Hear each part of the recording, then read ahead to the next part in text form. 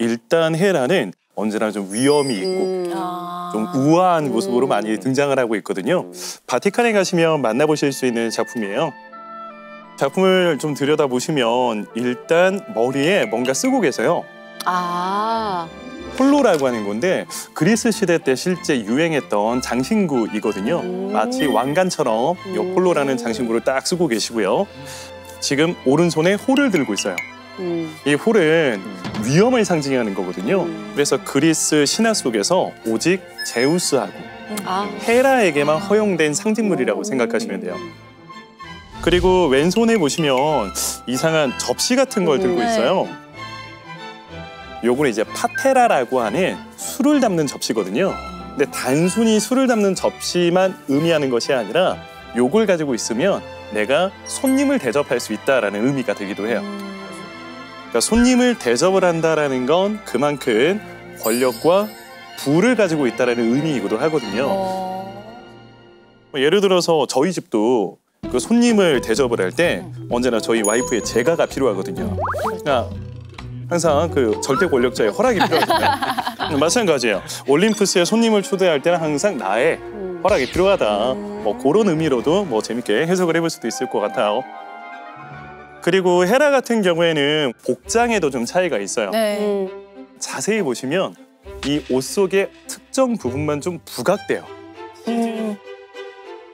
요거는 이렇게 미를, 성적인 부분을 강조하기 위해서 저 부분을 이렇게 좀 부각시켰다라기보다는 가정의 여신이라는 것을 어필하기 위해서 모성애를 강조하는 경우가 더 커요.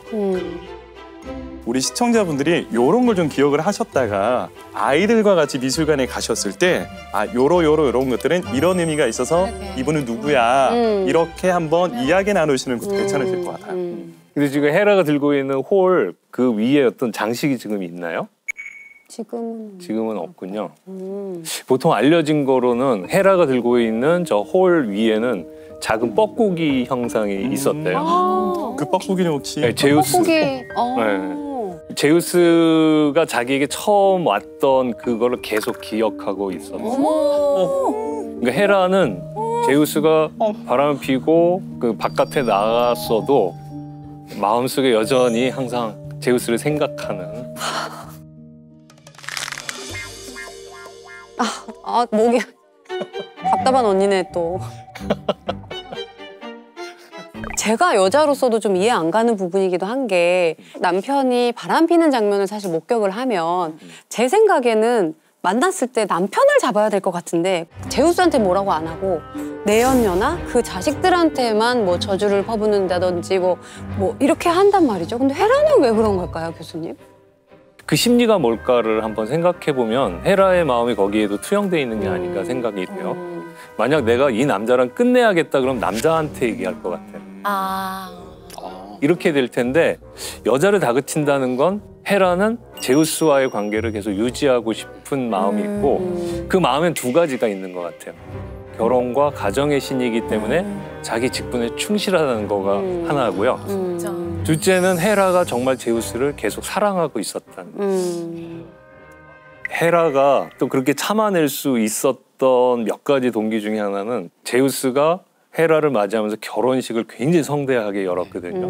그 결혼식을 크게 하면서 연회를 열었는데 그 연회를 굉장히 길게 했대요. 어느 정도인 줄 아시나요? 뭐 많이 하면 3박 4일? 일주일? 300년을 했다. 아이고, 아이고. 300년을 했다. 아이고, 아이고. 그러니까 잊을 수 없는 결혼식을 해준 거예요. 어떻게 보면 헤라는 그 잊을 수 없는 이벤트 하나 때문에 제우스는 나를 위해서 이렇게 해줄 수 있는 존재다 하는 그 믿음이 계속 있었지 않았을까. 그것도 한번 생각해볼 것 같습니다. 제우스 너무 싫어. 여자들은 너무 싫어. 학을 때는. 제대로 된 복수를 좀 했으면 좋겠는데 궁금해요. 어떻게 복수를 했어요? 헤라가 참을 수가 없는 상황이잖아요. 이 분노를 어떻게 해서든지 제우스에게 풀어볼 수 있는 그 무엇을 해야 되는데 여기가 이제 많은 사람의 상상력을 자극할 수 있는 부분이에요. 그러니까 어떤 정도의 규모로 헤라가 제우스에게 보복을 했는가. 결국은 그 이야기 전체는 헤라가 제우스를 꼼짝 못하게 만들기 위해서 아마도 헤파이스토스가 만들어준 밧줄을 가지고 제우스를 꽁꽁 묶었답니다. 그리고 제우스가 그걸 풀고 나와서 자기를 응징하지 못하도록 제우스의 전매 특허인 번개를 몰래 빼서 은밀한 장소에다 이렇게 숨겨놨다는 거예요. 제우스가 딱 일어나 보니까 자기는 묶여있고 힘을 쓰지 못하는 거죠. 힘을 다 빼앗겼구나. 그 일부 기록을 이렇게 잘 엮어서 해석하면은 이때 헤라가 제우스를 제압하는 과정에서 제우스에게 불만이 있었던 형제나 자식들이 가세했을 것이다. 헤라가 믿고 손잡을 수 있는 첫 번째 대상이 포세이돈으로 지목이 됩니다. 그 다음에 이제 아폴론. 그 상황에서 제우스를 돕는 신이 하나 있었습니다. 당연히. 헤르메스. 그렇죠.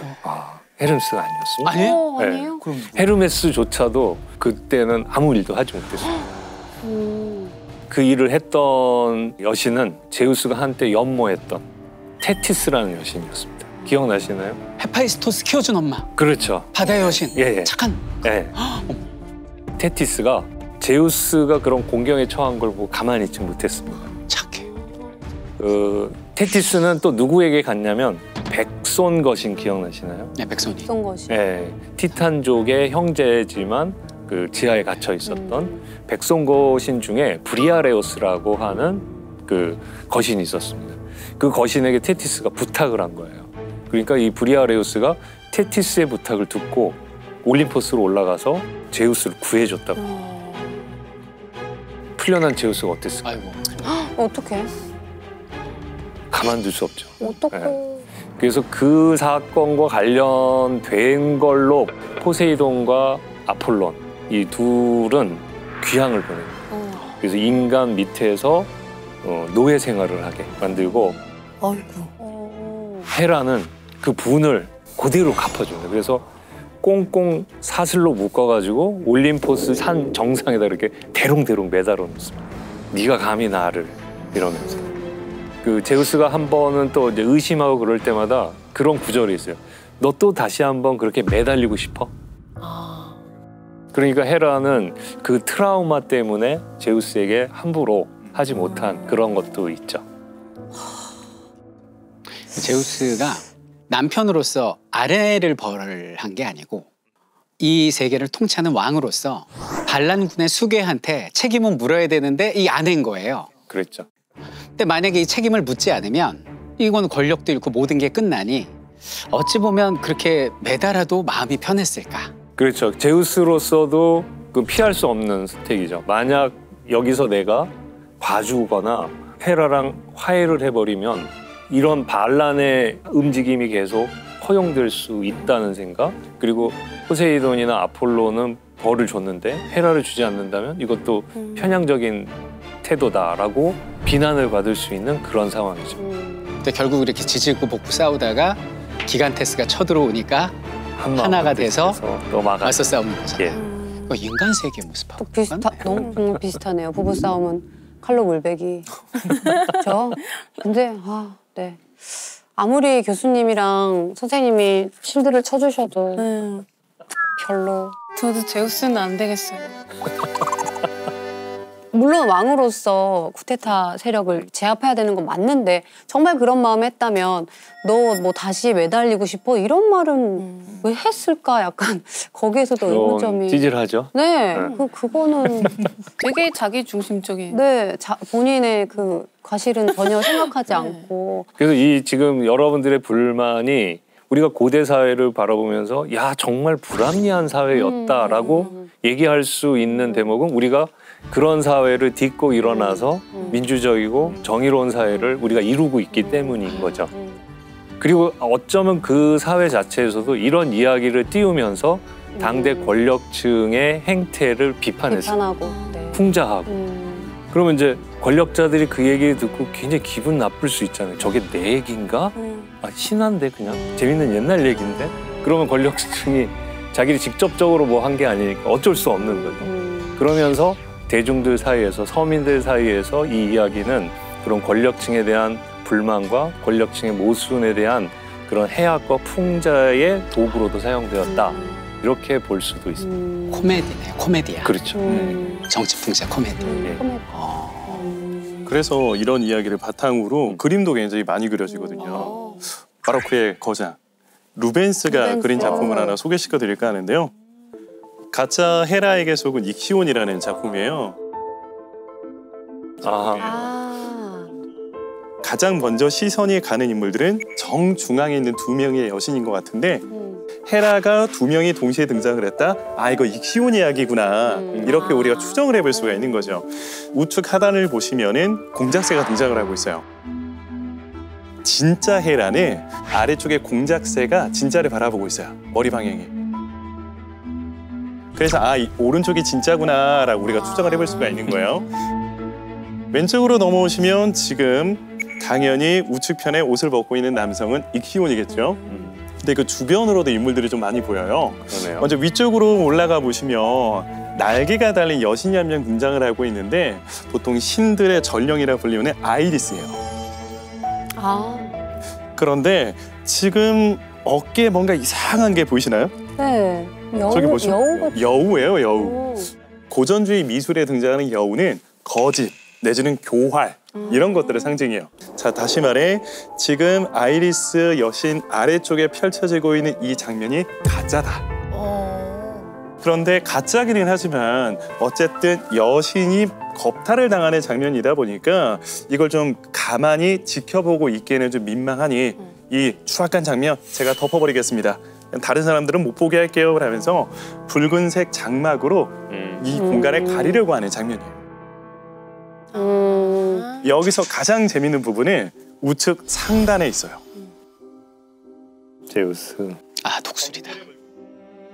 지금 제우스의 표정을 보시면은 다리를 꼬고 턱을 개고 생각이 좀 잠겨 있어요. 이 지금 벌어지고 있는 이 모든 사건이 다 제우스 때문에 벌어진 거잖아요. 그러니까 처음부터 내가 익시온을 용서해주지 않고 다른 신들이 다 안 된다고 하는데도 무슨 뭐 하해 통합 용서 막 이런 거 캐치프레 막 걸면서 이런 것만 안 했어도 애초에 이런 일이 벌어지지 않았을 거고 그러면 내 아내가 이런 정말 기분 나쁜 일을 겪지 않았어도 되는데 이 모든 일이 나 때문이니 어떻게 보면은 지금 내가 헤라에게 살짝 책 잡히고 약점 잡힌 걸 수도 있잖아요. 그래서 저는 헤라가 저렇게 웃고 있는 게 익시온 너 딱 걸렸어 이런 느낌보다는 드디어 제우스한테 건수 하나 잡았다 이런 느낌으로 웃고 있는 게 아닐까라는 느낌이 들기도 하더라고요.